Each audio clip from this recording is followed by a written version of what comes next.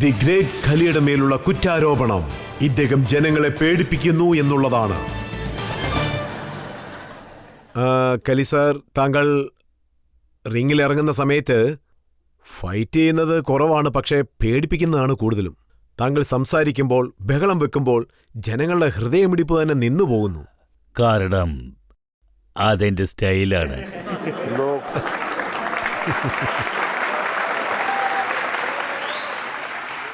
ഓരോരുത്തർക്കും ഓരോ സ്റ്റൈലുണ്ടാകും. എൻ്റെ സ്റ്റൈൽ ഇങ്ങനെയാണ്.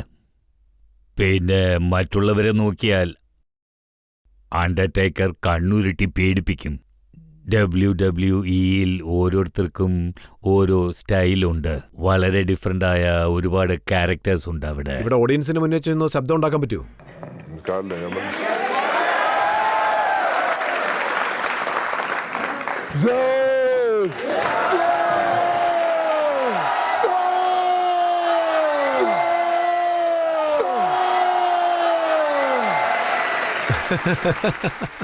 താങ്കൾ കുട്ടിക്കാലം മുതലേ ഇങ്ങനെ തന്നെയാണോ, അതോ വളർന്നതിന് ശേഷമാണോ ഇങ്ങനെ ആയത്?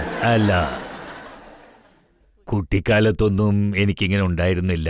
ഇത് വെള്ളക്കാരിൽ നിന്നാണ് ഞാൻ പഠിച്ചത്.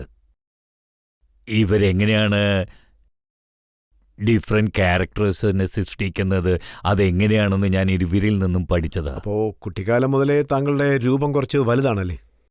അതെ, എൻ്റെ പ്രായക്കാരിൽ നിന്നും എൻ്റെ ശരീരം കുറച്ച് വലുതായിരുന്നു. പക്ഷേ ഞാൻ കരുതുന്നത് താങ്കൾ മാർക്കറ്റിൽ ഷൂ വാങ്ങാൻ പോകുമ്പോൾ ശരിക്കും ബുദ്ധിമുട്ടി കാണും അല്ലേ? നിങ്ങൾ പറഞ്ഞത് ശരിയാണ്. ഞാൻ അപ്പോഴാണ് അവരെക്കാളും വലിയ കുട്ടിയാണെന്ന് ഫീൽ ചെയ്തത്. അങ്ങനെയാണെങ്കിൽ താങ്കളുടെ ഷൂവിൻ്റെ നമ്പർ എത്ര? ഇതിനെപ്പറ്റി പറയുകയാണെങ്കിൽ ഇത് ഇവിടെ ഒന്നും കിട്ടില്ല, വിദേശത്തെ കിട്ടൂ. ഇതിൻ്റെ നമ്പർ 18.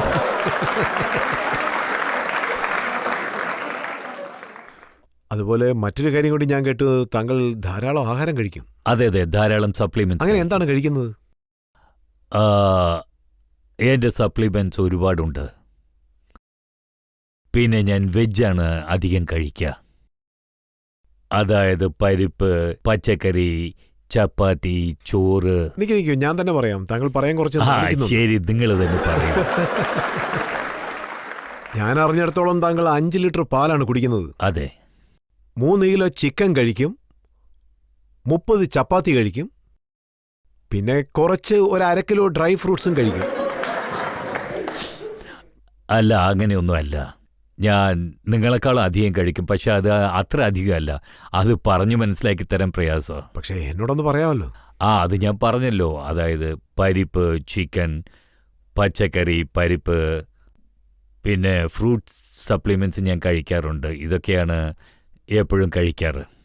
പക്ഷേ നമ്മുടെ ശരീരം ഇത്രത്തോളം വലുതായിരിക്കുമ്പോൾ, നമ്മുടെ ബോഡി ഇത്രത്തോളം വലുതാണെങ്കിൽ, നമ്മുടെ കാല് വലുതായിരിക്കും, നമ്മുടെ ഷോൾഡർ വലുതായിരിക്കും. ഇങ്ങനെയുള്ള ഒരാൾക്ക് വിവാഹ ജീവിതമൊക്കെ ബുദ്ധിമുട്ടുള്ള കാര്യമല്ലേ? പെണ്ണ് കിട്ടില്ലല്ലോ. അതെ, നിങ്ങൾ പറഞ്ഞത് ശരിയാണ്. അതായത് പെൺകുട്ടികൾ എന്നെ കണ്ട് ഇത്ര വലിയ ആളാണെന്ന് കണ്ട് പേടിക്കും. അവർക്ക് എന്നെ കാണുമ്പോൾ വ്യത്യസ്തമായി തോന്നും. അങ്ങനെയാണെങ്കിൽ പെണ്ണ് കിട്ടിയോ? സ്പെഷ്യൽ ഇന്ത്യയിലുണ്ടല്ലോ. അല്ല, ഏതെങ്കിലും സ്പെഷ്യൽ പെണ്ണിനെ കിട്ടിയോ, അല്ലെങ്കിൽ വളരെ ബുദ്ധിമുട്ടിയാണോ പെണ്ണിനെ കിട്ടിയത്? ഇപ്പോ ബുദ്ധിമുട്ടിയാണെന്ന് പറയാൻ പറ്റില്ല. അത് സ്പെഷ്യലായിട്ടാണെന്ന് വേണം പറയാൻ. അത് എങ്ങനെയാണെന്ന് വെച്ചാൽ അവളുടെ നേച്ചർ, അത് എന്നെ സംബന്ധിച്ച് സ്പെഷ്യലാണ്. കാരണം എൻ്റെ വൈഫ് വളരെ നല്ലവളാണ്. അവർക്ക് നീളം കുറവാണോ? ഹൈറ്റ് നോക്കിയാൽ അവർ 5.8 ഉണ്ടാകും. താങ്കളുടെ അടുത്ത് ആര് നിന്നാലും ചെറുതായിട്ടേ തോന്നും. എൻ്റെ അടുത്ത് ആര് നിന്നാലും അങ്ങനെ തോന്നും. താങ്കളെക്കുറിച്ച് ന്യൂസ് പേപ്പറിൽ വായിക്കുമ്പോൾ, അല്ലെങ്കിൽ TV-യിൽ കാണുമ്പോൾ, ഒരു പാവം പിടിച്ച കുടുംബത്തിൽ ജനിച്ച വ്യക്തി, കല്ല് പൊട്ടിക്കുന്ന ജോലി, ഒരു സാധാരണ ജോലിക്കാരനായിരുന്നു. പക്ഷേ അതൊരു വലിയ മിസ്റ്ററിയാണ്. താങ്കൾ എങ്ങനെയാണ് പെട്ടെന്ന് അമേരിക്കയിലേക്ക് പോയത്? അതൊരു അത്ഭുതം തന്നെയാണ്. നിങ്ങൾ ഈ പറഞ്ഞത് ശരിയാണ്. ഞാനൊരു പാവപ്പെട്ട കൃഷിക്കാരൻ്റെ കുടുംബത്തിലായിരുന്നു ജനിച്ചത്. എനിക്ക് എന്നിൽ തന്നെ, പിന്നെ ദൈവത്തിൽ ഒരുപാട് വിശ്വാസമുണ്ട്. പിന്നെ ഞാനൊരു കാര്യം ചെയ്യണമെന്ന് തീരുമാനിച്ചാൽ അത് അച്ചീവ് ചെയ്തേ അടങ്ങൂ. അതിൽ നിന്ന് ഞാൻ പിന്മാറില്ല. മറ്റൊരു കാര്യം എന്താണെന്ന് വെച്ചാൽ, താങ്കൾ WWE-യിൽ പോയപ്പോൾ ഇന്ത്യയിലുള്ള എല്ലാ ജനങ്ങളും താങ്കളെ ശ്രദ്ധിക്കാൻ തുടങ്ങി. ഹിമാചൽ പ്രദേശിലുള്ള ഒരു വ്യക്തി ഇത്രയും വലിയ സ്ഥാനത്തിലെത്തിയെന്ന് എല്ലാവരും പറഞ്ഞു. അപ്പോൾ താങ്കൾക്ക് തന്നെ തോന്നിക്കാണുമല്ലോ ഇത് എന്റെ ഫൈറ്റാണ്, അങ്ങനൊരു തോന്നൽ താങ്കൾക്ക് എപ്പോഴാണ് ഉണ്ടായത്? എൻ്റെ ഫസ്റ്റ് ഫൈറ്റ് എന്ന് പറഞ്ഞാൽ അത് അണ്ടർടേക്കറിൻ്റെ കൂടെയായിരുന്നു. ഞാൻ അണ്ടർടേക്കറെ തോൽപ്പിച്ചതും ഒറ്റ രാത്രി കൊണ്ട് ഞാനത് ലോകം മുഴുവൻ ബ്ലാസ്റ്റായി എന്ന് വേണം പറയാൻ. ഒരു രാത്രി കൊണ്ട് ലോകം മുഴുവൻ എന്നെ അറിഞ്ഞു. അണ്ടർടേക്കറെ സംബന്ധിച്ച് ഞാൻ അറിഞ്ഞിടത്തോളം ഡെത്ത് മാൻ എന്നാണ് വിളിക്കുന്നത്. അദ്ദേഹത്തെ ശരിക്കും പ്രൊജക്റ്റ് ചെയ്തു.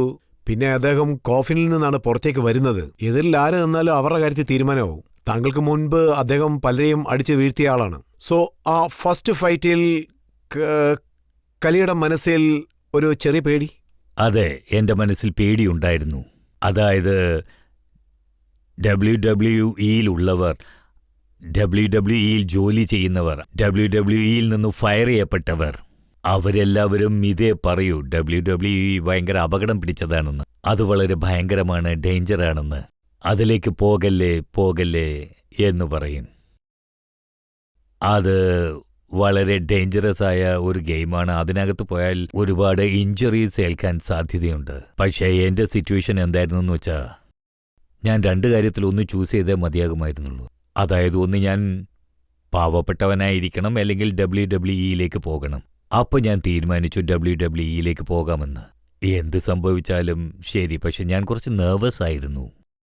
എങ്ങനെയാണെങ്കിലും ശരി, അദ്ദേഹത്തിനെ അടിച്ചു വീഴ്ത്തണമെന്ന് തീരുമാനിച്ചു. അതെ, തീർച്ചയായും. മറ്റൊരു മിസ്റ്ററിയും ഉണ്ട്. താങ്കൾ അണ്ടർടേക്കറെ അടിച്ചു നല്ല പേര് വാങ്ങിക്കുകയും ചെയ്തു. പിന്നെ താങ്കളുടെ ഓരോ ഫൈറ്റും കണ്ട് ജനങ്ങൾ താങ്കളെ ഇഷ്ടപ്പെടാൻ തുടങ്ങി. പിന്നെ അണ്ടർടേക്കറിന്റെ കൂടെയുള്ള താങ്കളുടെ ലാസ്റ്റ് ഫൈറ്റ്, ആ സമയത്ത് WWE കണ്ട എല്ലാവരും താങ്കളാണ് ജയിക്കാൻ പോകുന്നത് എന്ന് കരുതി. താങ്കൾ അദ്ദേഹത്തെ നന്നായിട്ട് അടിച്ചു. പക്ഷേ അവസാന നിമിഷം വന്നപ്പോൾ അദ്ദേഹമാണ് ജയിച്ചത്. അത് സംഭവിച്ചുകൊണ്ടേയിരിക്കും. ഒരു പ്രാവശ്യം ജയിക്കും, ഒരു പ്രാവശ്യം തോൽക്കും. എപ്പോഴും ഒരുപോലെ ഉണ്ടാവില്ല. എപ്പോഴും ജയിക്കുമെന്ന് പറയാൻ പറ്റില്ല. വിജയവും പരാജയവും നമ്മുടെ കയ്യിലല്ല. പരാജയപ്പെട്ടാൽ അതിൽ എതിർത്ത് നിന്നെങ്കിലേ ജയിക്കാൻ പറ്റൂ. ഒരുപക്ഷെ വീട്ടിലിരുന്ന് നമ്മൾ അതിനെക്കുറിച്ച് ഓർത്തുകൊണ്ടിരിക്കുകയാണെങ്കിൽ, നമുക്ക് ജയിക്കണമെന്നുണ്ടെങ്കിൽ നമ്മൾ അങ്ങനെ ജയിക്കില്ല, നമ്മൾ തോക്കുകയേ ചെയ്യൂ. നമ്മൾ നമ്മുടെ മനോവീര്യം ഒരിക്കലും നഷ്ടപ്പെടുത്താൻ അതായത് പാടില്ല. നമ്മുടെ ജോലി എന്താണോ അത് നമ്മൾ ചെയ്തുകൊണ്ടേയിരിക്കണം. അല്ല, കണ്ടവരൊക്കെ എന്താ പറഞ്ഞെന്ന് വെച്ചാൽ, അണ്ടർടേക്കറിന്റെ ഒരു ലോക്ക് ഉണ്ടല്ലോ, അത് തകർക്കാൻ ഒരാൾക്ക് മാത്രമേ സാധിക്കുകയുള്ളൂ. അത് ദി ഗ്രേറ്റ് കലിയാണെന്ന് എല്ലാവരും വിശ്വസിച്ചു. പക്ഷേ ഇത് ഈ ഗ്രേറ്റ് കലി അതിൽ വിജയിച്ചില്ലല്ലോ. ഞാനതാണ് എപ്പോഴും പറഞ്ഞുകൊണ്ടിരിക്കുക. പക്ഷേ നമ്മൾ എപ്പോഴും വിജയിക്കണമെന്ന് വെച്ചാൽ അത് നടക്കില്ലല്ലോ. ഞാൻ തോറ്റു എന്നുള്ളത് സമ്മതിക്കാം. പക്ഷെ ഞാൻ എത്ര പ്രാവശ്യം തോറ്റുവോ അത്ര പ്രാവശ്യം വിജയിക്കുകയും ചെയ്തിട്ടുണ്ട്. അതായത് 10 പ്രാവശ്യം തോറ്റിട്ടുണ്ടെങ്കിൽ 10 പ്രാവശ്യം വിജയിക്കുകയും ചെയ്തിട്ടുണ്ട്. ഇവിടെ സ്റ്റുഡിയോയിൽ താങ്കളുടെ ഫാൻസ് ധാരാളം പേരുണ്ട്. നമുക്കിപ്പോൾ അവരോട് ചോദിക്കാം. നിങ്ങളിൽ ആർക്കെങ്കിലും ചോദ്യം ചോദിക്കാനുണ്ടെങ്കിൽ ചോദിക്കാം. ഇവരെല്ലാവരും താങ്കളുടെ വിജയത്തിൽ സന്തോഷിക്കുന്ന വ്യക്തികളാണ്, തോറ്റുപോയാൽ കരയുന്ന വ്യക്തികളുമാണ്. നിങ്ങൾ റെഡിമെയ്ഡ് ആയിട്ടാണോ തുണി വാങ്ങിക്കുന്നത്, അതോ തയ്ക്കുവാണോ?